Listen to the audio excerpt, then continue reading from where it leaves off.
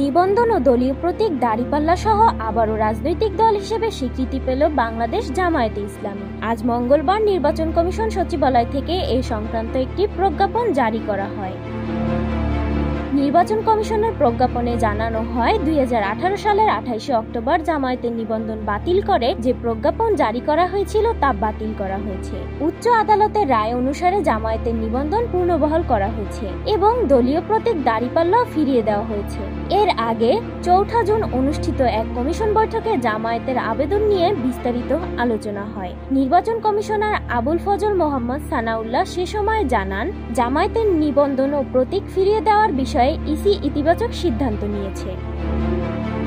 প্রসঙ্গত 2008 সালে জামায়াতকে নিবন্ধন দেয় ইসি, যা 2013 সালে হাইকোর্ট অবৈধ ঘোষণা করে। এরপর জামায়াত আপিল করে, কিন্তু 2018 সালে নির্বাচন কমিশন তাদের নিবন্ধন বাতিল করে প্রজ্ঞাপন দেয়। তবে 2023 সালের 22 অক্টোবর জামায়াতের পূর্বের আপিল রিস্টোর করে আপিল বিভাগ। এরপর একাধিক শুনানির মাধ্যমে 2025 সালের 1 জুন আদালত জামায়াতের পক্ষে রায় দেয়।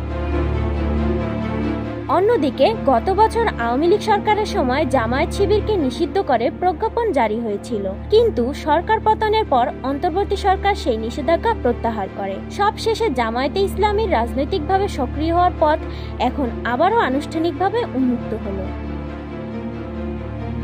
Tanzila Ummi Sarika, the time lab.